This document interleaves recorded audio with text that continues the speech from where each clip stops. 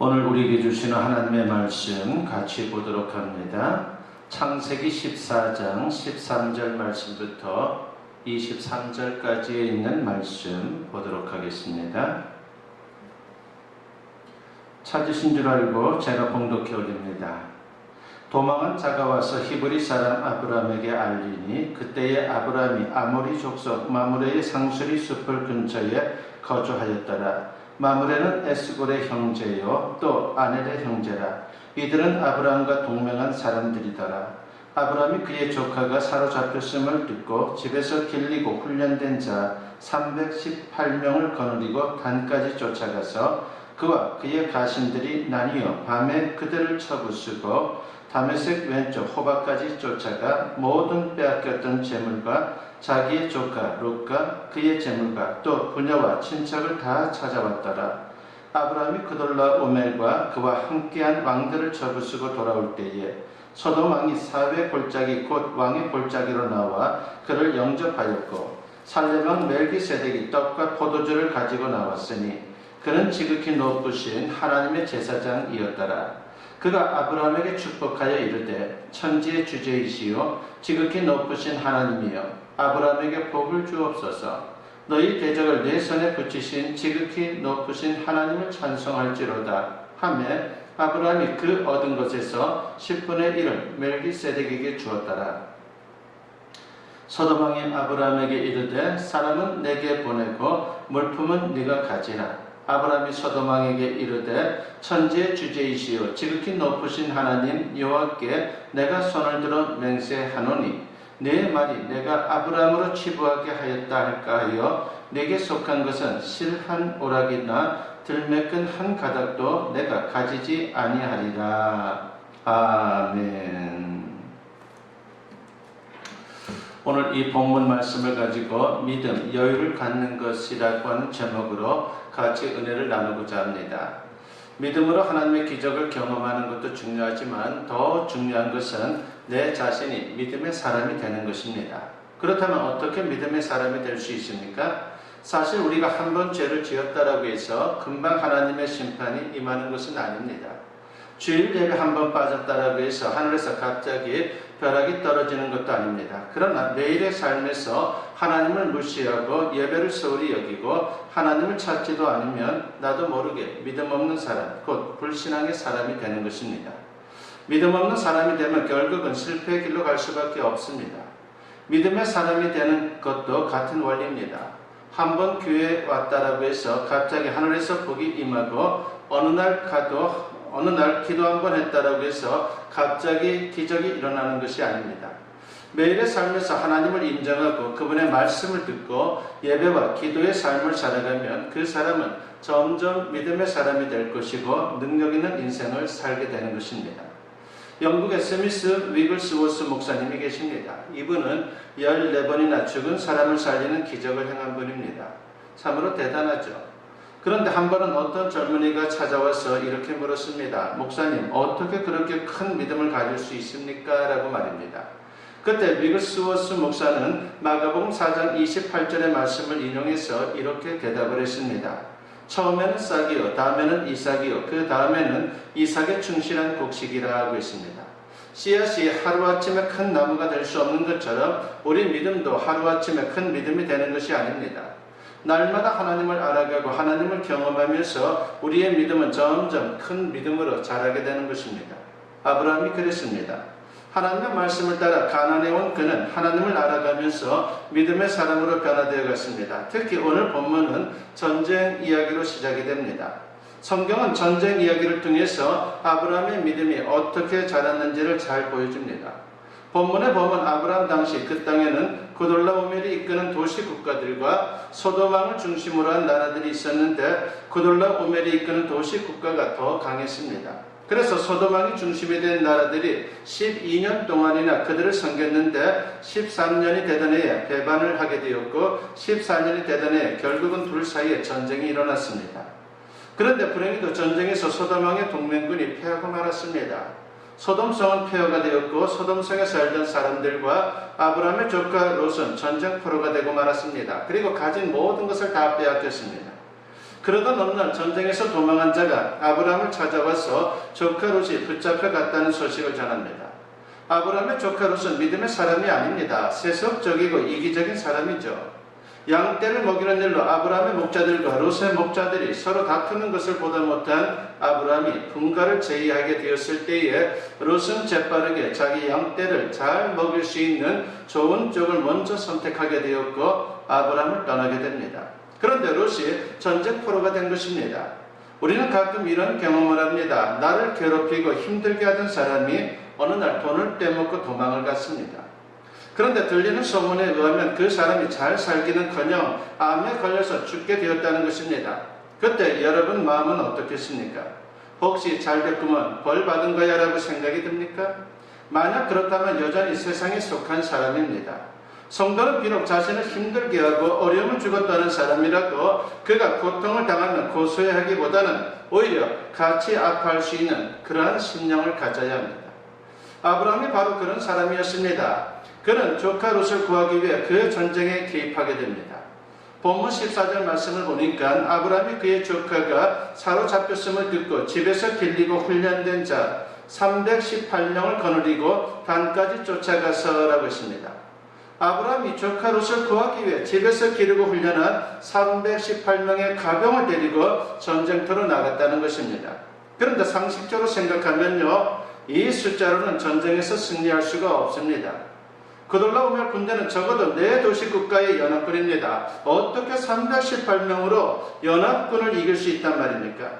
인간적인 계산으로는 사실 불가능합니다. 그러나 하나님의 역사는 그 상식을 뛰어넘습니다. 만약 상식으로만 따졌다면 이스라엘이 어떻게 홍해를 건널 수 있었으며 이성적으로만 생각했다면 어떻게 여호수아가 여리고 성을 그냥 돌라고 하는 하나님의 명령에 순종할 수 있었겠습니까? 믿음으로 행한다는 것은 이성과 상식을 뛰어넘어서 하나님을 보는 것이고 하나님을 믿는 것입니다. 아브라함이 가병 18명을 데리고 전쟁에 가담한 것은 상식이 아니라 믿음의 행동이었습니다. 사실 아브라함이 이렇게 믿음으로 행동한 것은 이미 그가 하나님의 능력을 체험했기 때문입니다.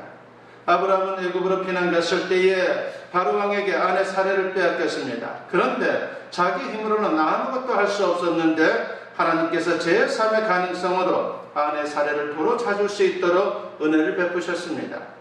그것만이 아니라 조카 롯과 분가할 때도 롯에게 모든 것을 양보했지만 하나님은 아브라함을 찾아오셨고 그에게 엄청난 축복을 약속합니다. 이때 아브라함은 하나님의 살아계심과 그분의 능력을 믿게 된 것입니다. 그래서 318명의 가병으로 전쟁에 참전을 한 것입니다. 그렇습니다. 진짜 믿음은 사람을 움직입니다. 어떤 의미에서 나를 움직이지 못하는 믿음은 믿음이 아닙니다. 아브라함은 계산하지 않았고 하나님을 믿고 행동했습니다. 한밤중에 적들을 덮쳤고 그돌라오멜의 연합군을 순식간에 물리치고 다메섹 잡힌 호박까지 그들을 몰아냈습니다. 그리고 조카 롯과 모든 빼앗겼던 것들을 되찾게 됩니다. 그렇습니다. 하나님은 지금도 믿음으로 반응하는 자에게 당신의 능력을 부어주시고 불가능한 일을 가능하도록 안 되는 일을 되도록 역사하십니다. 아브라함은 전쟁에 이기고 돌아오는 길에 두 사람을 만나게 되죠. 한 사람은 소돔 왕이고 다른 한 사람은 살렘 왕 멜기세덱입니다. 본문 17절과 18절 말씀을 보면은 아브라함이 그돌라오멜과 그와 함께한 왕들을 쳐부수고 돌아올 때에 소돔 왕이 사회 골짜기 곧 왕의 골짜기로 나와 그를 영접하였고 살렘 왕 멜기세덱이 떡과 포도주를 가지고 나왔으니 그는 지극히 높으신 하나님의 제사장이었더라 하십니다. 사실 살렘 왕 멜기세덱은 전쟁에 참여한 사람도 아니고 이 전쟁과 관련이 있는 사람도 아닙니다. 그런데 왜 살렘 왕이 아브라함을 영접한 것입니까? 구약 성경에 보면요, 살렘 왕 멜기세덱에 대한 기록이 여기밖에 없습니다. 살렘이라고 하는 것은 예루살렘의 줄임말입니다. 그는 예루살렘의 왕이었고 지극히 높으신 하나님의 제사장이었습니다. 여기서 중요한 것은 하나님께서 아브라함을 위해 멜기세덱을 보냈다는 것입니다. 하나님은 아무도 예상하지 못했을 때에 멜기세덱을 보내어 아브라함을 격려하고 위로했습니다. 계속해서 본문 19절과 20절에 보면은 그가 아브라함에게 축복하여 이르되 천지의 주제이시여 지극히 높으신 하나님이여 아브라함에게 복을 주옵소서 너희 대적을 내 손에 붙이신 지극히 높으신 하나님을 찬송할지로다 하며 아브라함이 그 얻은 것에서 10분의 1을 멜기세덱에게 주었다라고 했습니다. 여기서 멜기세덱은 하나님을 천재주제이시오라고 부릅니다. 천재주제라고 하는 말은 하나님이 온 땅을 주관하시고 모든 사건의 주가 되신다라고 하는 것을 말하는 겁니다. 멜기세덱은 바로 그 하나님이 너희의 대적을 내 손에 붙이셨다라고 말합니다. 이 말은 전쟁을 이기게 한 분이 하나님이라고 하는 것을 알려주고 있는 것이죠. 아마도 아브라함은 이 말을 들으면서 가슴이 뛰었을 것입니다. 그리고 이 말에 아멘으로 응답하고 얻은 것에서 11조를 멜기세덱에게 드리게 됩니다.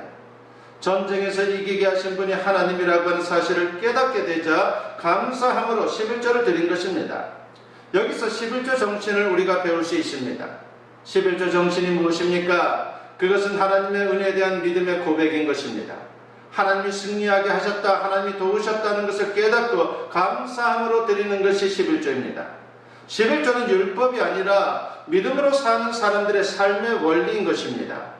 그렇기 때문에 11조를 드리는 사람에게는 분명한 두 가지의 특징이 있습니다.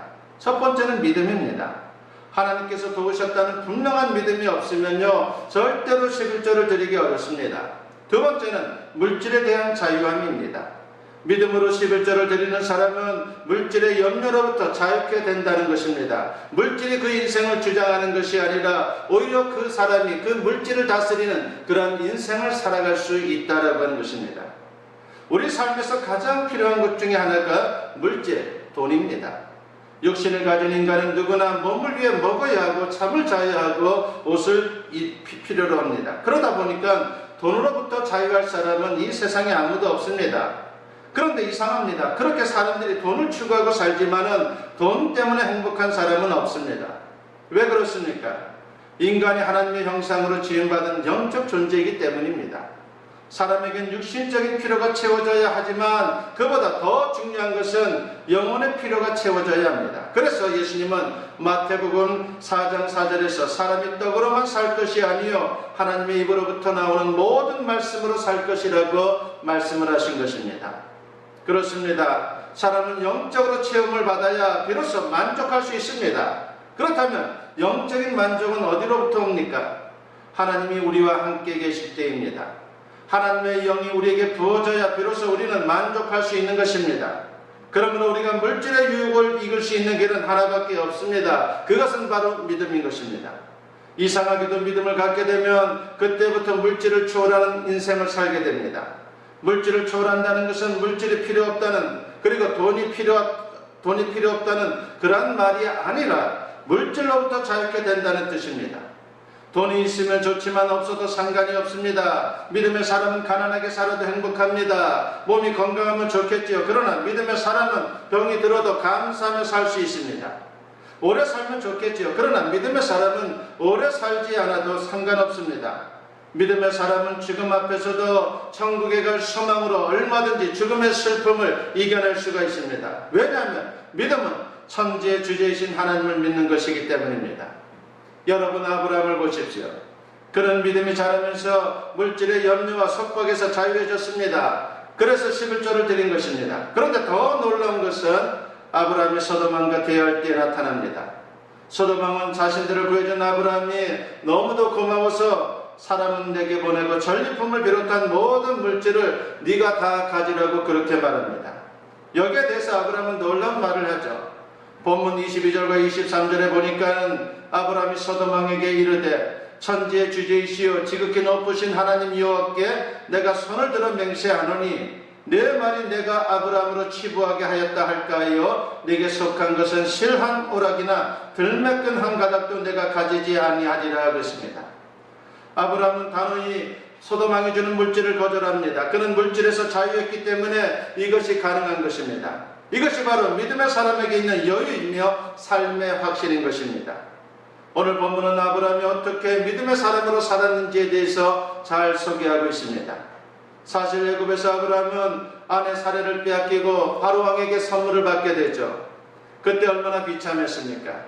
그런데 믿음이 자라면서 아브라함은 소돔왕의 죄를 거절한 것입니다. 이제 아브라함은 이렇게 고백합니다. 하나님이 함께 계시면 전쟁이 나도 괜찮습니다. 하나님이 함께 계시면 돈 때문에 비굴해지지도 죄와 타협하지도 않습니다라고 그렇게 고백하고 있는 것입니다.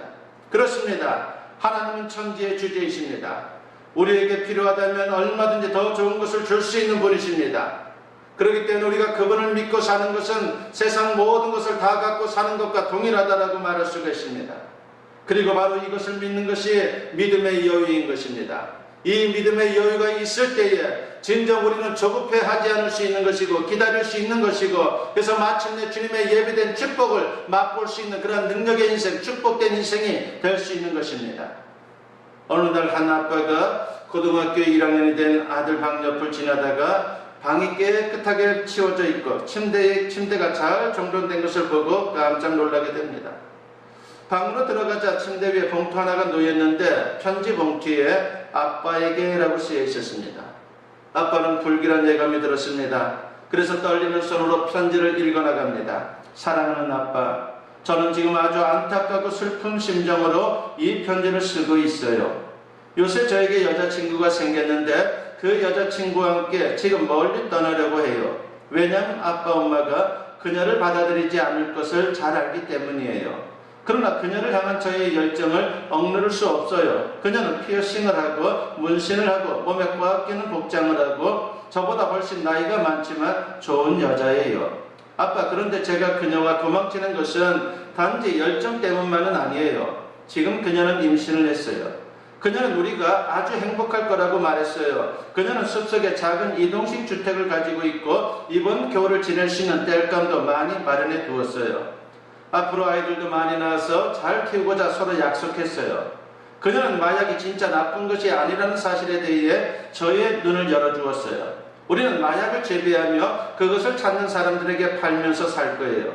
그리고 한편으로는 하나님이 그녀를 위해 에이즈 치료제를 개발하게 해달라고 열심히 기도할 거예요. 지금 그녀는 많이 아프지만 앞으로는 건강해질 거예요. 아빠, 너무 염려하지 마세요.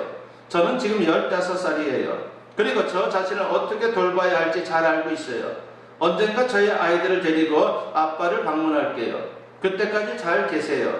사랑해요. 아빠의 아들. 추신. 아빠, 위에서 말한 내용 중에 그 어떤 것도 사실이 아니에요.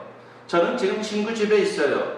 제가 위에 편지를 쓴 것은 아빠가 저의 성적표만 보고 야단칠 것 같아서 그랬어요. 인생에서 성적이 나쁜 것보다 더 나쁜 것이 있는 것을 지혜로운 아빠는 잘 아시죠? 저의 성적표가 지금 책상 가운데 서랍 안에 있어요. 아빠, 지금 제 편지를 보고 화나지 않았으면 저에게 전화 주세요. 그러면 바로 집으로 갈게요. 아빠는 아들의 편지를 받고 깊이 생각해 봅니다. 그리고 인생은 한 번의 성적표가 결정하는 것이 아니다라고 하는 것을 깨닫고 아들에게 성적만큼 중요한 믿음의 여유와 유머 감각이 있다는 것을 알고 마음이 풀어졌습니다. 그리고 전화를 해서 곧 아들은 집으로 돌아왔고 아들은 더욱 분발해서 그 다음 시험에 최고의 성적을 받았습니다. 살면서 어떤 문제와 유혹이 생겼을 때에 절대로 그것만 보지 마십시오. 믿음의 사람은 하나님과의 관계를 우선시하며 모든 문제를 풀어갈 수 있습니다. 이것이 바로 믿음을 가진 사람의 여유인 것이죠. 요즘 코로나19로 온 나라가 뒤숭숭합니다. 불안과 공포가 사람들의 마음을 흔들어 놓고 있습니다. 이때 우리는 나라를 위해 기도해야 할 것이고 믿음의 여유로 불안과 공포에 빠진 사람들에게 천지의 주제이신 하나님의 살아계심을 보여줄 수 있어야 합니다. 이 귀한 사명을 잘 감당할 수 있는 믿음의 성도들이 되시기를 주님의 이름으로 간절히 축원합니다. 기도드립니다.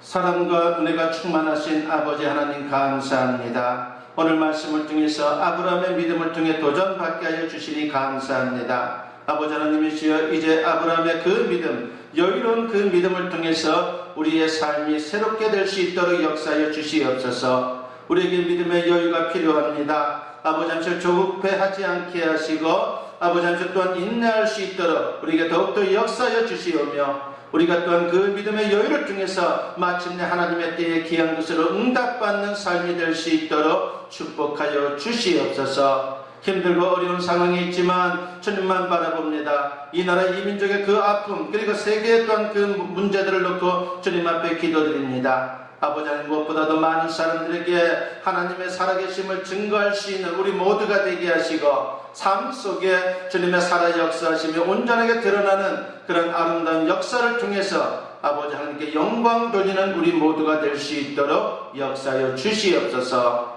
모든 걸 주님께 감사드리옵고 예수님의 이름으로 기도드리옵나이다. 아멘. 축복 기도드립니다.